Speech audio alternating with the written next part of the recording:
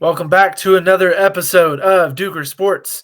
Joining me, as always, Christian Lunday, and we are breaking down the conference championship games that just happened yesterday. There were some wild games. First, I want to start this episode by mentioning it is brought to you by the word of the day, which is jabroni, which is evidently synonymous with the mayor of Cincinnati, according to Travis Kelsey. Let's get started. We'll talk about the Eagles game first because I actually think it's going to be a lot quicker than the Chiefs discussion because the game wasn't that close. So Eagles versus 49ers. It was a blowout. 31-7 was the final score. And I already know what a lot of people are going to say. Everyone's going to blame this victory or for the Eagles or loss by the 49ers on the injury to Brock Purdy or the injury to Josh Johnson or both of them. And I definitely think the game would have been closer had those injuries not occurred. And I was disappointed to see both of them get injured. Honestly, I hate whenever players get injured. So I was pretty disappointed. However, I do not think that would have made enough difference in this game for the 49ers to win for several reasons. First of all, the Eagles defense absolutely dominated this game. They got pressure like right from the very beginning. The whole reason why Brock Purdy got hurt was because of a sack fumble. And I actually didn't think it was going to be that severe of an injury. I don't know about you, but when he went out of the game, I thought that he would definitely return. But now they're saying that he has torn his UCL, which is a 6-month injury, unfortunately. Very disappointing, but we were getting to him already. We were already forcing him out of the pocket, making him uncomfortable. We went down the field and scored a touchdown on our opening drive. Now, I do know there was a Devontae Smith no-catch debacle. After seeing the reviews, I agree it was not a catch, and I know that made a lot of people angry, but that's the game of football right there. That happens literally like all the time. Every week that happens where there's a play where it's kind of like 50-50. The refs call it one way, and when it benefits the offense, what do? They hurry up to the line of scrimmage. They get the next play off. So again, that's another thing that I think that could upset people about the outcome of this game. But I did see a meme that said, for all the people complaining about that opening touchdown drive, we'll fix the score for you. And then it said 24-7 Eagles. So I still think the Eagles would win this game. I don't care the situations because our defense, the Eagles defense, has been that good all year long. They're the best pass rush in the league, and it's not even close. They had 70 sacks on the season. They're one of the best pass rushes of all time. Hassan Reddick may not have been Defensive Player of the Year, but he has been the best defensive player on defense in the playoffs, and it's not even close. And it's funny because another interesting thing was the guy who I think will win Defensive Player of the Year got shut down by Lane Johnson, who has a torn groin. And I don't like even Micah Parsons, Dallas Cowboy, was talking about that not enough people are discussing what Lane Johnson's doing with this injury. And he was saying that it was nothing short of heroic and that you have to root for the guy. And I couldn't agree more. I can't believe that he went against Nick Bosa, who is having, as we said in the last episode, a historic season rushing the passer. He had 0 sacks in this game. I'm not even sure he maybe had 1 hit on the quarterback. I don't even know if he had that many. Lane Johnson, I think he's been the best tackle in the NFL this year. He hasn't given up a sack in, I think, over 2 years now, which is absolutely ridiculous. But I think that both defenses in this game played a great game. I think the Eagles, obviously, they held the run in check, which I'm going to talk about later. But they definitely shut down the passing game. And I understand that they weren't able to throw the ball deep after the injury to Josh Johnson, which was most of the second half. But they really couldn't move the ball at all in the first half either, throwing the ball. It didn't matter if it was Purdy. Purdy was in for, I think, basically 2 drives. And then Josh Johnson came in. I actually think the 49ers abandoned the run way too early, especially given the Brock Purdy injury. So after he goes down, he went down in the first quarter, second drive they had on offense. The whole second quarter, Josh Johnson was in. They ran 14 offensive plays, only 3 of those were runs. So, and one of them was the Christian McCaffrey run, which was, I think, honestly the play of the game, where he broke 2 tackles, then took an absolute shot by Gardner Johnson, and then he stayed on his feet, made it to the end zone, and scored their only points of the game. So I don't understand why you abandoned the run. I think he only had, I don't even remember, I forget, but seems like they only had like 15 runs the entire game. Actually, I pulled up right here so I could tell you. He had 15 runs the whole game. The team as a whole had 24. They actually had ran the ball pretty effectively with Christian McCaffrey. So I'm surprised that especially given that you're down to your 4th string quarterback and then bringing in an injured Purdy, why do you abandon the run? As for the Eagles, I think they kind of wore down the 49ers defense over the course of the game they ran the ball 44 times. And I've been saying it all year. I said it after last week's dominating win. I'll say it again. When the Eagles run the ball, they not only win games, they dominate them. And they did it again yesterday. 44 rushes. They had 4 rushing touchdowns. And that's pretty much all I have to say about this game, other than the fact that the Eagles' run to the Super Bowl has been historic. They have outscored their opponents 69-14 in the playoffs right now, which is just absurd. But I want to hear what you have to say, Christian. Yeah, a couple points that I want to point out was Hassan Reddick had a heck of a game. I think his 2 sacks right off the bat, just in the first half alone, were tone setters, I think. Of course, it put Brock Purdy out. And as soon as I saw him I guess they put the wrapping on Brock's elbow. And as soon as I saw that, I was like, oof, surgery. It's going to need surgery. And I think they abandoned the run because I think they were trying to build. I think Kyle Shanahan was trying to build confidence in Josh Johnson to make pass plays. The problem is that they were either screens or short passes. There was nothing. I don't think there was even an effort to throw deep when Josh Johnson came in, and I think that was a mistake. But I think that's just something that I wouldn't even. It's a mistake, but I'm not going to attribute it to anybody because this guy's your 4th string quarterback. Like, if all the quarterbacks on their roster were healthy, this guy might not even have made their roster. He probably would be a practice squad player, if that. And I'm like, you don't know what you have in him, and you got to throw him in the biggest game of your season. So I don't think it's like I wouldn't put any blame on anyone. I do think the 49ers defense played well enough to win, and I think if Brock Purdy were healthy, I actually think this would be a much closer game with a high probability, in my opinion, that the 49ers win, because I was actually thoroughly impressed by their defense. I don't think Nick Bosa had a bad game. I actually think that Lane Johnson played like Mitchell Schwartz. I think there's a few times where I thought he committed false starts and he didn't. They didn't call it for whatever reason. I know Brian Baldinger put a video on Twitter about how quickly Lane Johnson gets off the ball. And some of the clips, it's like he launches his footwork right as the ball snapped. It's incredible. It reminds me of Mitchell Schwartz. However, there's also like a time period where you go right before the ball snapped. And they don't call it because it's a bang bang play, and they can't watch both at the same time. But in my opinion, I think some of those were false starts that they didn't cause. And you can't play Jalen Hurts the way you play other stationary quarterbacks. Nick Bosa can't just dive in one direction because Jalen Hurts can start running.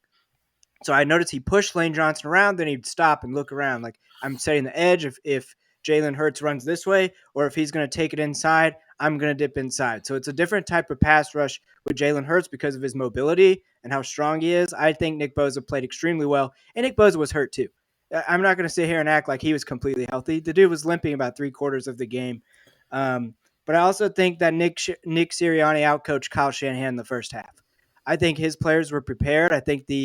Um, I think the Devontae Smith knew he didn't catch it, and he started doing this. And I think that was a signal like, hey, get on the ball, let's do it. Everyone else, it looked normal, but the Eagles knew what that was about. And I think that's coaching.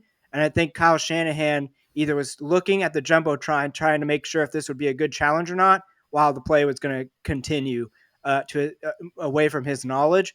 And I think that's a coaching thing. I think Nick Sirianni outclassed Kyle Shanahan in the first half. I think that the officiating, I think there's been a lot of criticism levied on them this weekend. I think the officiating in this game was rather poor. I think that to me, the catch, no catch doesn't matter. The Eagles outclassed the 49ers on that drive. The refs aren't going to do anything about that. That's up to a coaching decision to challenge the play or not, and it wasn't challenged. I do think that the Josh Johnson fumble was a complete, egregious lack of false start call on the 49ers that would have saved them a turnover, which if you count the Devontae Smith play and the 49ers fumble play, that's a 14-point swing right there. That would have had the score at 7-7 in the middle of the game. I think the Eagles O line, probably to me, I think that was the best performing group outside of the defensive line for the Eagles. I think watching Armstead and Kelsey go at it, they both won some, they both lost some. That was an amazing battle to watch. And the trenches down in the red zone with the Miles Sanders first touchdown, he didn't get touched. That hole was like my grandma could have walked through there untouched and scored. That was impressive to me. I do think I wouldn't say Hassan Reddick is the best defensive player in the playoffs so far by hands down, not even close. I think there's a definitely, for arguable sake, Chris Jones is a close second. So I think that's wrong, but I do think Hassan Reddick deserves his flowers because he played a hell of a game. I think the Eagles' run game, I think they did a phenomenal job. They picked up tough yards. Not a single one of them had over 4 yards to carry. But they like Kenneth Gainwell, Miles Sanders, and Jalen Hurts each had 11 carries. Miles, Boston, and Jalen Hurts each had a touchdown. Miles had 2 touchdowns on the ground. And I think part of that is I don't know that Jalen Hurts 100%. I think some of his deep passes were a little bit errant. I think that's because he's not 100%. And I think the passing game was mostly held in check because of that. There wasn't a strong performance from the wide receivers outside of the defense or Devontae Smith catch. But I think that's because Hurts needs some more time to heal, and I think he's going to get some extra time for the Super Bowl.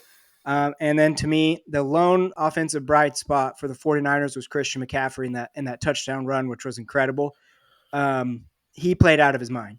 He was really trying to win, and I think that he was really impressive. But overall, the Eagles, they're a scary team. They're amazing. I'm not going to take anything away from their wins, either last week or this week. I don't think they're going to come away happy with their performance, but I think happiness is not because they played bad. It's because their opponents seemed weak when they got to play the Eagles. And I think a lot of people are going to discount the Eagles' performance because they're going to say the 49ers are banged up and they played the Giants. These are weak opponents. And to me, I'm like, that actually serves the Eagles better because in the Super Bowl, they're going to be like, we're going to play a formidable foe and we're going to show you about how good we really are because I think the Eagles are phenomenal. And that's why I changed my pick, my work picks at my playoff pool at work. I picked the 49ers, but on here I picked the Eagles because the game last weekend was too much evidence for me to say no, they're not as good as the 49ers. They're every bit as good as the 49ers, if not better. And if Jalen Hurts gets to 100%, I'm scared. So I think it's very interesting. You said 2 things that I found very interesting. One, that the 49ers have had a high probability to win. I disagree with that I know you do. totally. I think would the game be closer? Yes. But you talk about you were impressed by the 49ers defense. And I mean, they played the way we expected them to play. They're the number 1 defense in the league. They played extremely well. Unfortunately, they did give up. I think the Eagles had like 7 plays of 10 or more yards in that game, which not necessarily, those aren't huge gains, but they did give up some big plays. And then when their backs were against the wall, they weren't able to keep the Eagles out of the end zone and hold them to field goals. So I still think the 49ers or the Eagles got the best. I think not that the 49ers defense didn't play great because they played extremely great. And I think that's, if you're looking for one thing about this game that made it exciting, it was the physicality on both sides. Because whether it be on offense by both teams or defense, extremely physical brand of football being played. And then, but you want to talk about impressive defense. The Eagles' defense was outrageously good. They gave, outside of that one McCaffrey play, which went for 29 yards and a touchdown, they shut down everything the 49ers tried to do. I know Brock Purdy was only in there for 2 drives, but they kind of kicked the crap out of him in those 2 drives. And I don't think that it would. I mean, if he'd played the whole game, I think you might have seen a game that was maybe like 24-17. I still think it would have been. I do think it would have been closer, but I still think the Eagles win this game all day. I don't care who plays.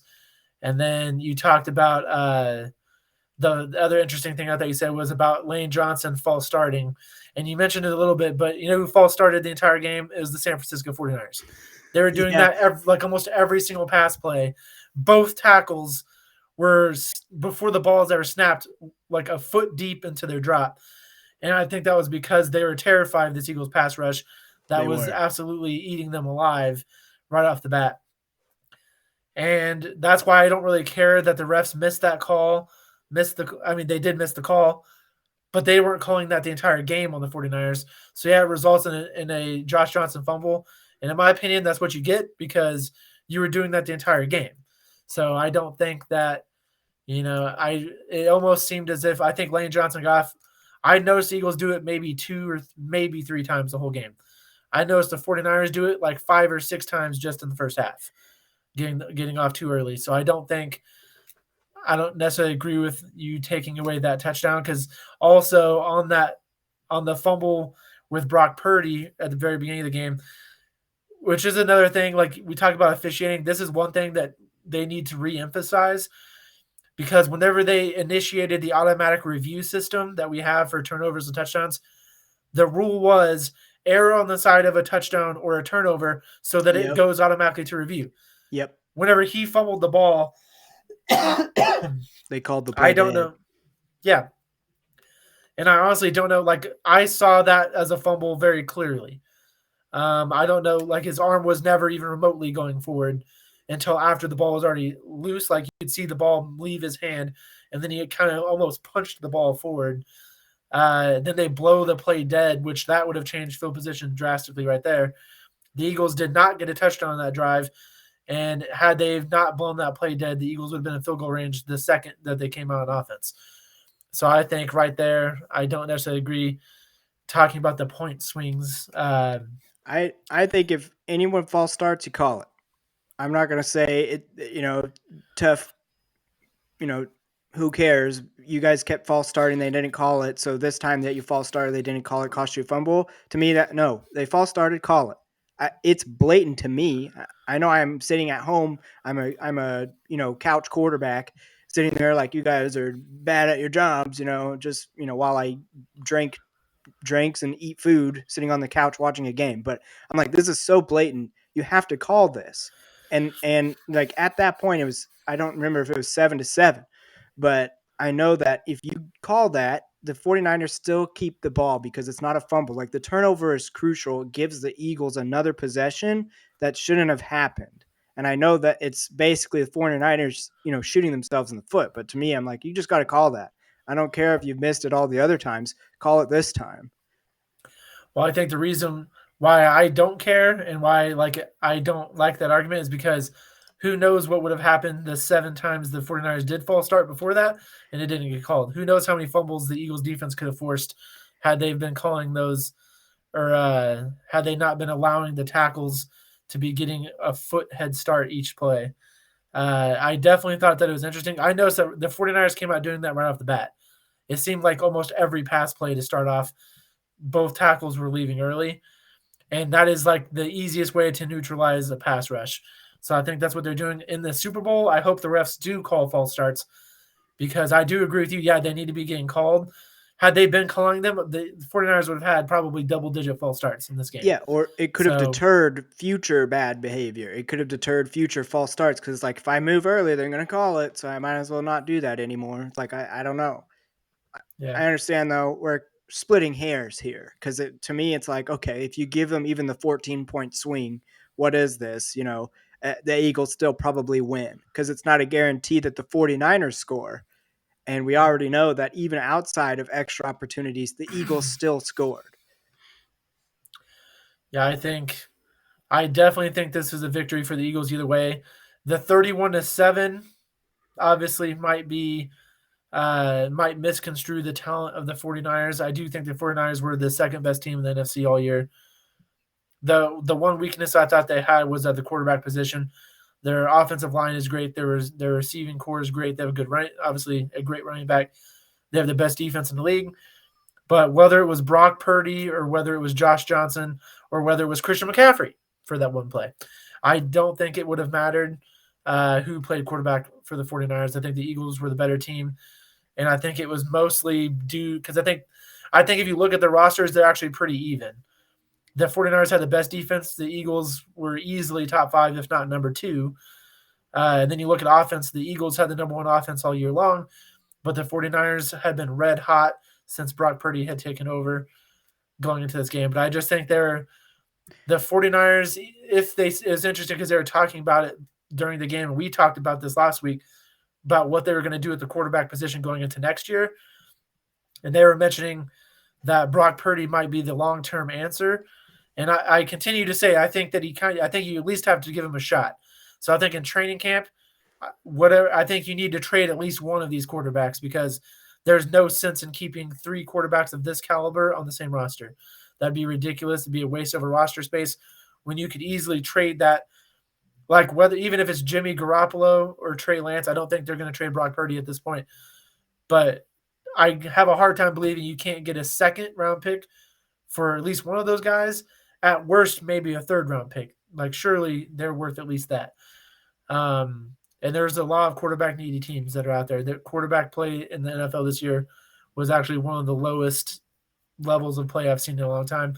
If you remember back, especially at the beginning of the year, even Tom Brady came out and said it. He said, I don't know if the defense have gotten better. I think it's just bad offensive football. And I think that was pretty evident this year. But I know that people are going to make excuses no matter what the Eagles do. I'm not saying that you are, but all year long I've been hearing about the Eagles being overrated, Jalen Hurts being overrated. I had a friend say that the team was just smoke and mirrors. I've heard he's probably not going to listen to the show, so it's okay. I can say I'm not going to name him, but it just seems like all year long, the Eagles haven't played anybody when we're in the best division, arguably of all time. People are going to keep making excuses. Obviously, both of us are excited about this Eagles-Chiefs matchup. It's the matchup I've wanted for years. I'm super excited. But it'll be interesting because I've already seen a bunch of Eagles people posting on Twitter saying when the Eagles win the Super Bowl, it's going to be because Patrick Mahomes wasn't 100%. It's going to be because the receiving core might be banged up. And I think this has been the most ridiculous season. If the Eagles go on and win the Super Bowl with a record of 17-3, and especially if they dominate, I think the Super Bowl is going to be a great game and a close game. But if they come out and dominate the Chiefs after winning 69-14 combined in their first 2 playoff games, there better not be one argument made against the Eagles being the best team in football this year. Because to me, I think it's quite clear. I think the Chiefs are what makes them great is because they have 3 of the best people of all time doing what they do, and Patrick Mahomes at quarterback, Travis Kelce tight end, and Andy Reid at coach as a head coach. Those 3 guys elevate the Chiefs to a whole new level. If you take even one of those guys away, I don't think the Chiefs are. I think they literally maybe they're half as good as they are now. And then I didn't even talk about Chris Jones, who's a defensive player of the year candidate.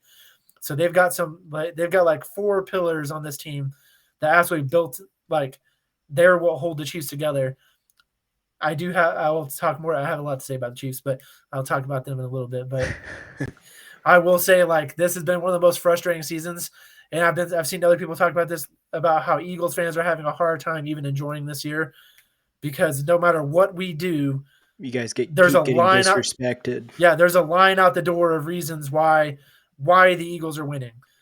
Let's just call it how it is. The Eagles are winning because they're the best team in football. They're the best pass rush, one of the best pass rushes of all time. They have the best offensive line in football.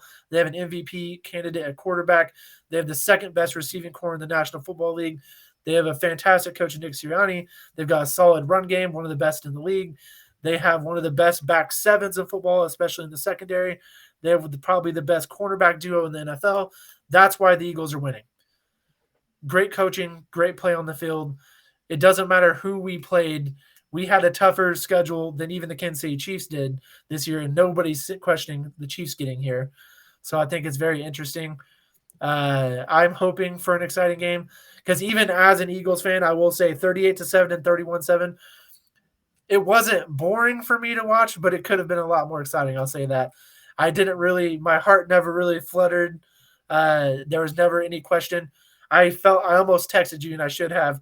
When the Eagles went down the field and scored on the opening drive, I almost texted you, here we go again, because that was actually the 10th time the Eagles have scored a touchdown in the opening drive, and I'm pretty sure they're undefeated in games in which they do so.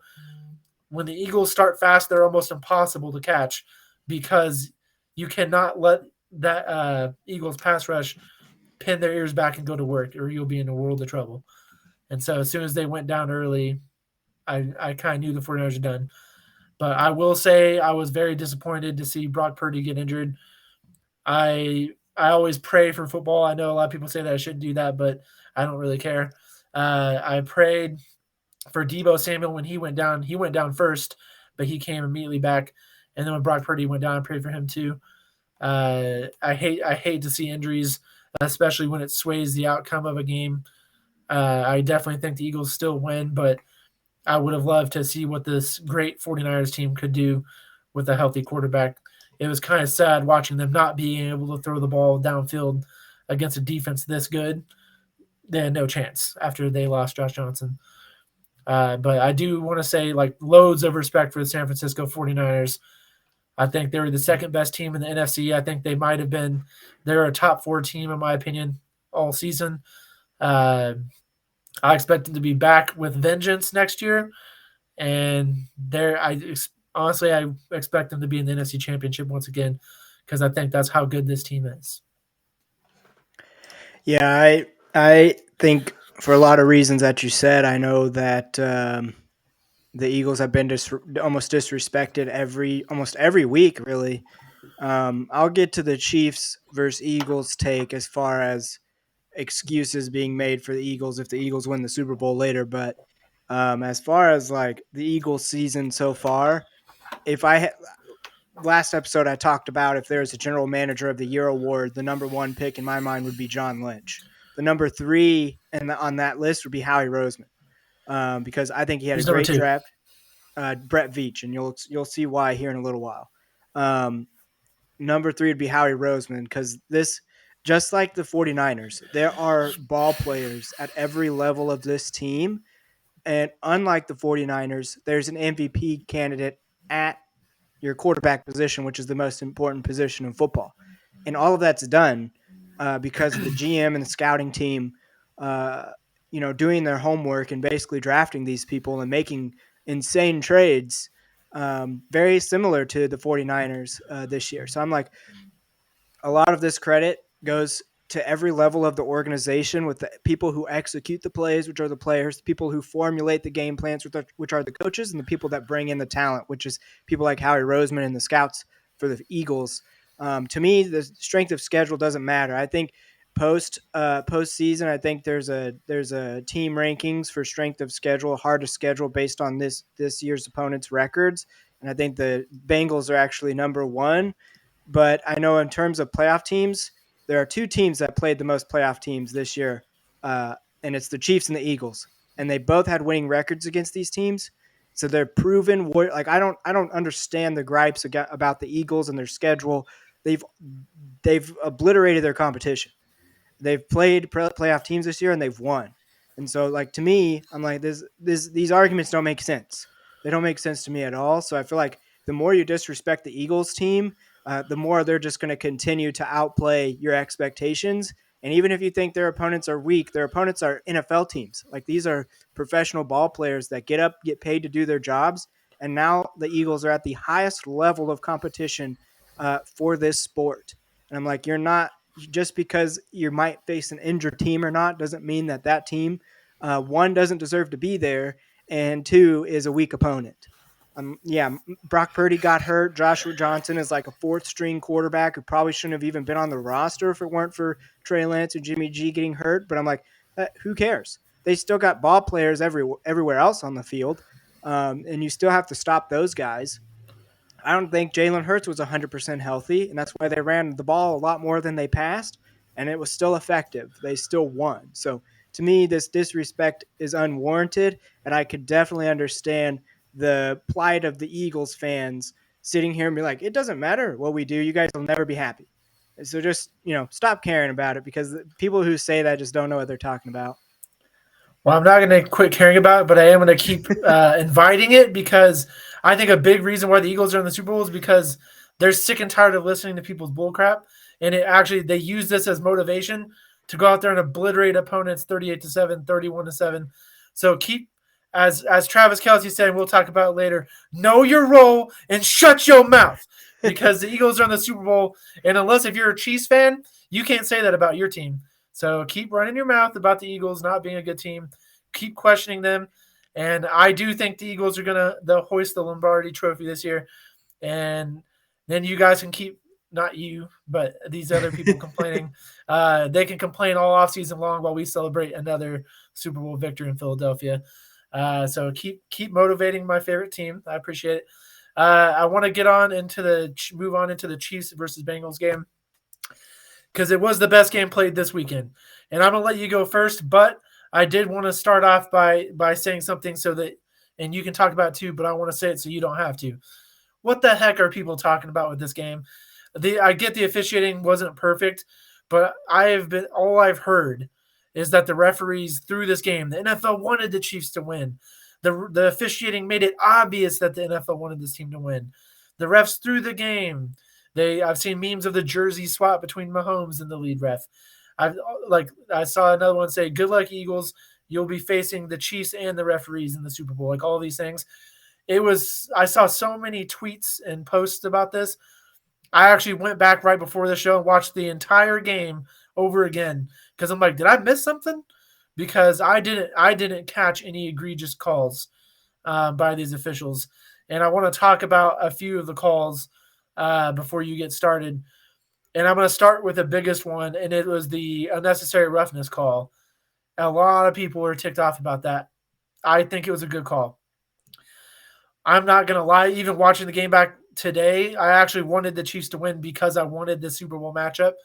I think the Eagles would have absolutely massacred the Bengals if they were missing 3 of their offensive linemen in the Super Bowl, because look what the Chiefs pass rush, which was number 2 in the league, look what they were doing to the Bengals. The Eagles pass rush is significantly better even than the Chiefs. The Chiefs are good, but the Eagles are one of the best of all time. So that offensive line would have literally have been eaten alive. Can't even imagine what that game would have looked like.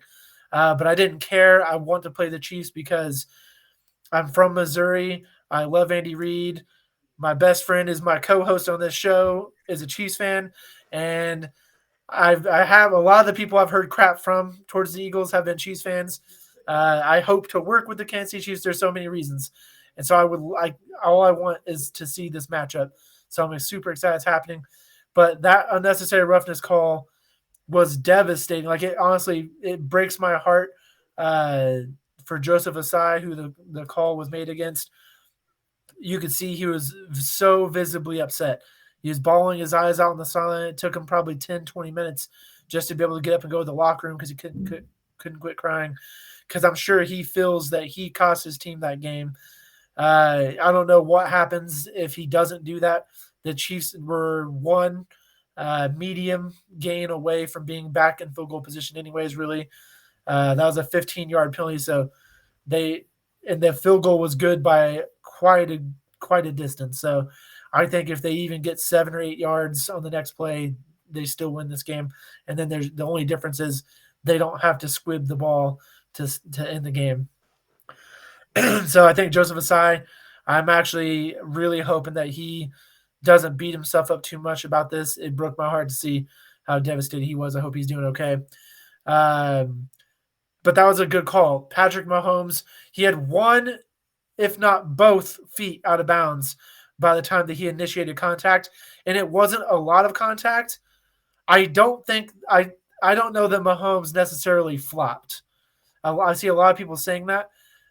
I think it looked worse than it was because his momentum was already carrying him out of bounds. So that little nudge was enough to send him flying to the ground. I don't think that he flopped. I do think it looked worse than it was, though.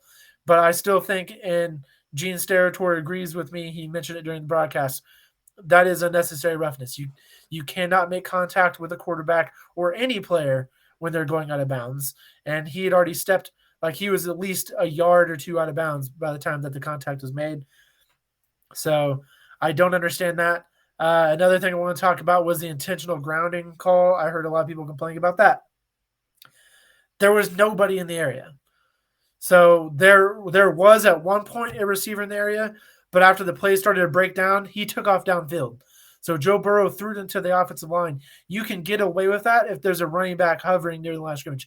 There was nobody within probably, I would say, at least 6 yards, if not more, of the line of scrimmage. There was nobody even close to that ball. So I don't understand what people are complaining about there. It didn't matter anyways because the very next play they were able to get a first down. It maybe took a little bit of time off the clock. I'm trying to think. There was another. What was the other one? There was the hold on Eli Apple, the 3rd down and 9 sequence. So first of all, they're talking about why did the Chiefs get a redo. Now I will say I did not hear any whistle. The Jim Nance and Tony Romo both said they didn't hear a whistle. The Chiefs didn't even hear a whistle because they went to the sideline when the play was over. The Bengals didn't hear a whistle. They played defense on that play, and they were able to get a stop. So I question whether the whistle was ever blown. I understand that it was very loud. It always is in Arrowhead, especially in the AFC Championship. However, whether or not the whistle was blown, there was video footage of the referee running onto the field, waving his hands to stop the play before the ball was ever hiked. The ball was hiked. He moved out of the way as to not injure himself or a player on the field, which is what he's supposed to do. Now I do wonder. I'm like, I don't know why everyone on the officiating crew wasn't blowing their whistle loudly, trying to stop this play. So I thought that was very interesting. But the point of the matter is, the play was stopped. The play should have been stopped before the ball was hiked. So it was a redo, as what they're calling it. But I don't think there was any wrongdoing by the officiating crew on that play. And then there was the hold that ultimately resulted in the first down. And I believe it was Eli Apple. That was an egregious hold. It was obviously a hold. He was all over him. He never looked back for the ball. He was gripping his jersey. I don't know what people are arguing about there. There's 2 times in this game that I think the calls were even remotely questionable. And one was the pass interference on Mike Hilton. Ended up giving the Chiefs a first down. I can't even remember if they scored on that drive or not. But even that play, I think, was kind of 50-50. And Gene Steratore mentioned it. He's like, yeah, there was the hook. He kind of put his arm around his waist. And then he said at that point, you look for the twist, for the defender to spin the offensive player. I don't think that took place until the ball had already gotten there. I think at that point is whenever he pulled him. I think that was just very good coverage. But I could see it being a borderline pass interference play. Like, it's really 50-50. So I think they may have missed that one, but I don't think it was egregious. And then the only other time that I think it was even possibly questionable was Marquez Valdez-Scantling, who had one heck of a game, by the way. Like, I think he saved the Chiefs season, quite honestly. But he extended the ball for the first down. They originally had called the play short of the first down marker. It was challenged and overturned. And that kind of baffled me because now I do think it was closer than they had originally marked it. But in my opinion, I never saw anything that was definitive that he got the first down, which is what it's supposed to require for a call to be overturned. So I think that play was a little bit questionable in the pass interference call. But even both of those calls, they were so close. Like, I don't think it was egregious. And the rest of the plays, the rest of the penalties that people are complaining about, I think it boils down to people just didn't want to see it's just people that didn't want to see the Chiefs win, and they're making excuses for the Cincinnati Bengals. But yeah, I'll talk more about the game later, but I just wanted to cover all of the penalties and the narrative that the refs in the NFL fixed this game. But I'll let Christian take it over for a little bit. Yeah, I appreciate you going through all that because I would just look like a biased homer. talking about those plays. My two players of the game are Chris Jones and Patrick Mahomes. I think both of their plays were pitiful, were pivotal to the Chiefs' success last night. I think something that's going to go basically unappreciated. I think is the reason why I have Brett Veach as if they're GM of the year, he'd be my second place. That's because uh, I think 8 out of the 10 draft picks we had this past draft, all of them played. 8 out of 10 of them played, and they all had meaningful snaps. Jalen Watson had the great interception on Joe Burrow. It was a bad choice to throw there, and it was a bad throw, and Jalen just picks it off. Joshua Williams gets the tipped pass from Brian Cook. Brian Cook, another safety that was taken in the second round by the Chiefs, and Joshua Williams, a fourth rounder. Trent McDuffie had an amazing tipped pass.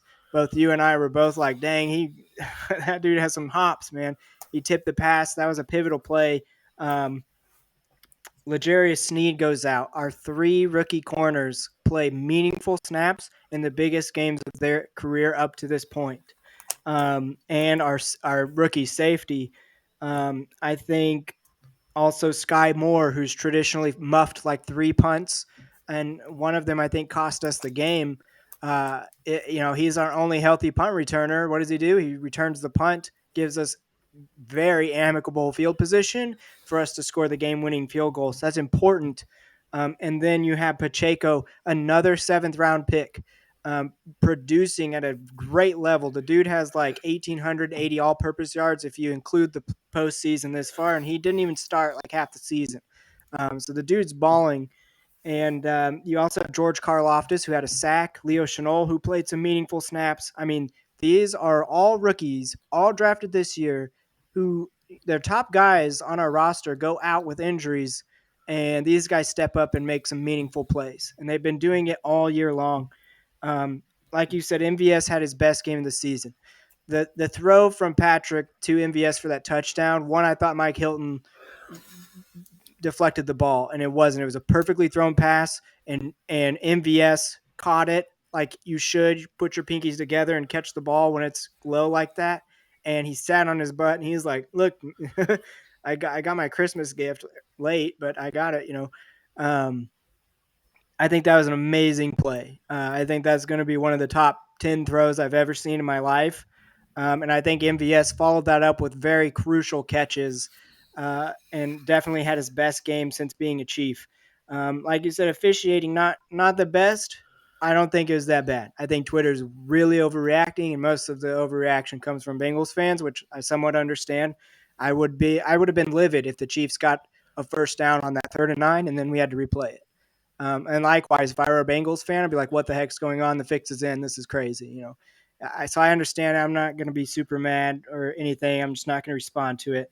I think Joe Burrow had the worst game of his postseason career. He threw 2 interceptions. The one where Brian Cook tipped it to Joshua Williams for the pick, I would have never made that throw. That's a terrible decision to make. I know you have trust in your wide receivers, but he's double covered, and it's great coverage. There's a reason it was intercepted. So I'm like, I wouldn't have thrown that. And I think the first interception was not a great throw either. I think part of it is because the pressure on him from the first half affected him the rest of the game. And I think it kind of rattled him just a little bit. I think in the second half, Zach Taylor made some great pass blocking adjustments, bringing in some extra help on the interior and having backs on either side to help protect protect Joe Burrow from our pass rush. So I thought that was a great second half adjustment, and it slowed down our pass rush a bit. This is something where I'm like, okay, if you consider our I guess the depth of our team, we're very top heavy. We do have a lot of young depth, but they're inexperienced. But Snead goes out, Willie Gay goes out, Juju Smith-Schuster goes out, McCall Hardman comes back. He's been hurt. I think he needs surgery, to be honest. When you have it reminds me of the Isaiah Thomas injury. But he goes out. Kadarius Toney tweaks his ankle. Travis Kelce's not 100%. So you have guys like Marcus Kemp and Sky Moore, who don't have a whole lot of offensive playing experience, come in and make plays. And I'm like, winning with those people who Marcus Kemp was literally pulled up from the practice squad not too long ago. He's a special teams. He came in with more tackles than targets. Pretty sure he had like 8 targets his entire career, and he has 24 tackles. That's insane. Dang. So I'm like, this winning this game could have gone either way, in my opinion. I honestly texted Dylan. I was like, at after the Mahomes fumble and then the amazing Jamar Chase catch. I texted Dylan. I was like, I'm shocked if we win this game, because that was a huge gut punch, and I'm like, we just don't have the horses. Our offense can't move the ball because our guys are not good enough to get open against their starting defense. So I was shocked that we won. And I'm worried about the Super Bowl as far as our depth, because if these are our horses going into the Super Bowl, I'm not super confident based on their inexperience to get the job done. But Mahomes overcame that. The defense played out of their minds, and I couldn't be happier with the result. Yeah, absolutely.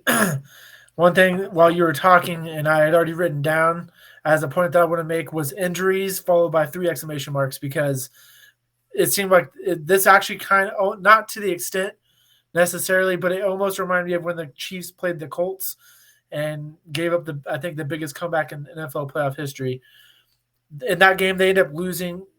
I can bring it up now because the Chiefs in the Super Bowl. All right, Yeah. you'll be all right. But watching this game, I was like, my gosh, like once again, I don't care whether it cost my team the game or not. I never root for injuries. I hate it. I think people who root for injuries are appalling individuals, because I love football as much or more than anyone I've ever met in my entire life. It is probably one of my favorite things about life.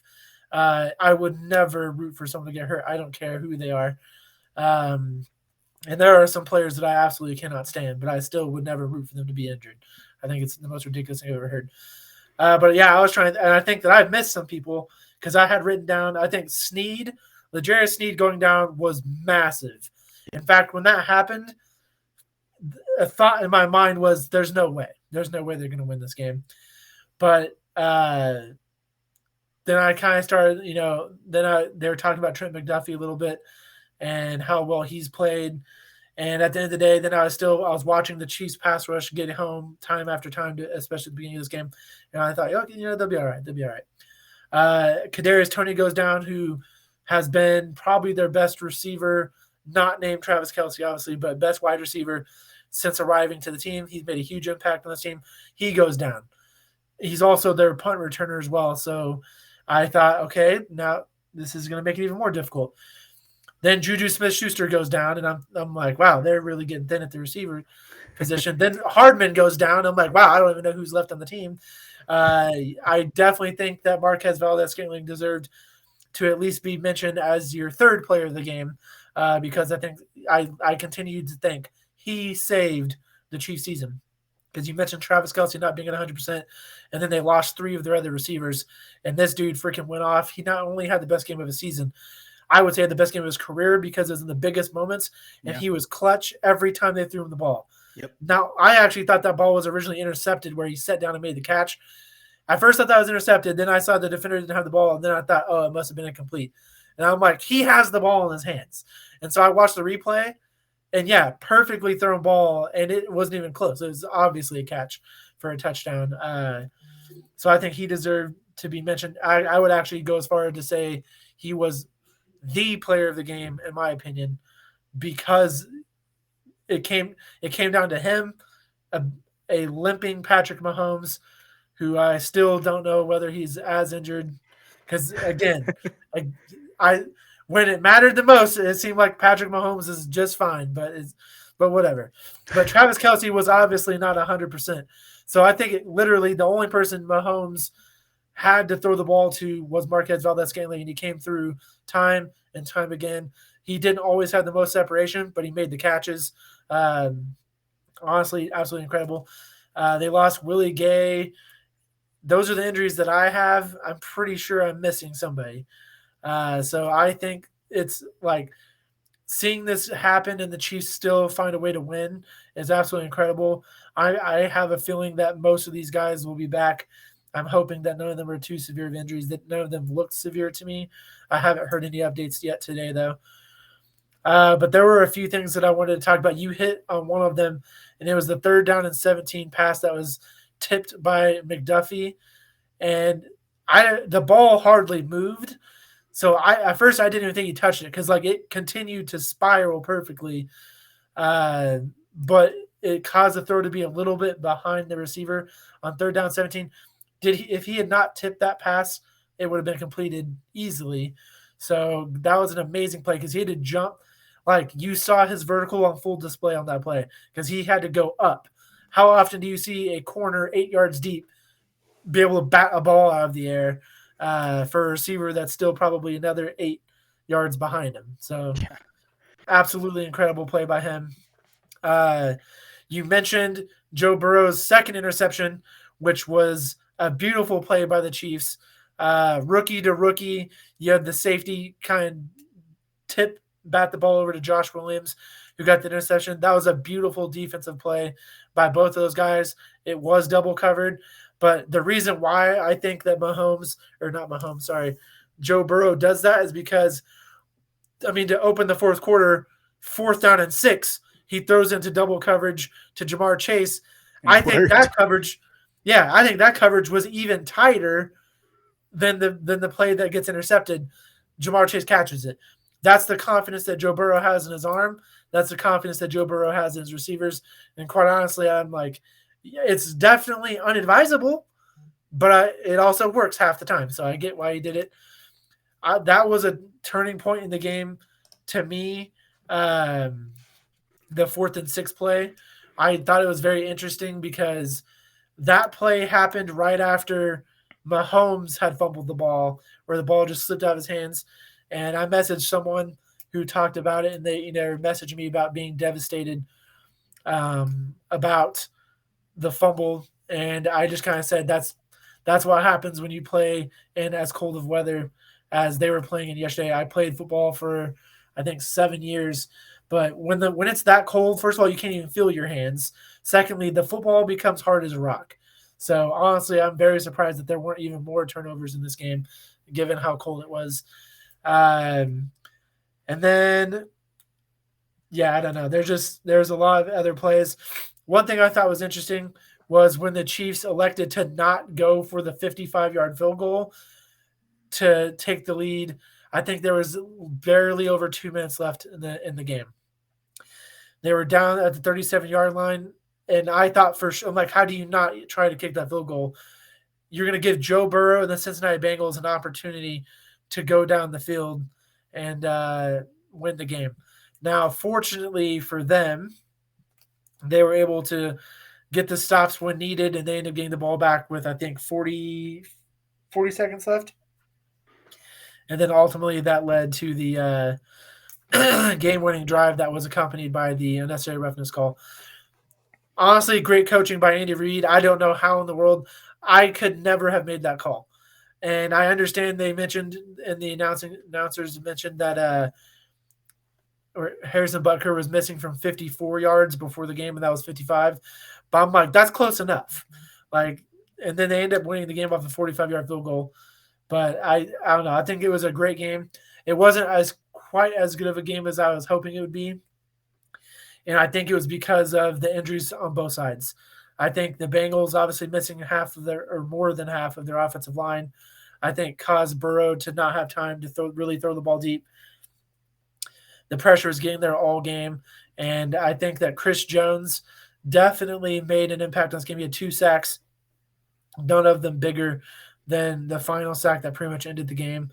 I think it was absurd. He had played in 14 playoff games before this, and he had no sacks. So I think that's pretty interesting stat.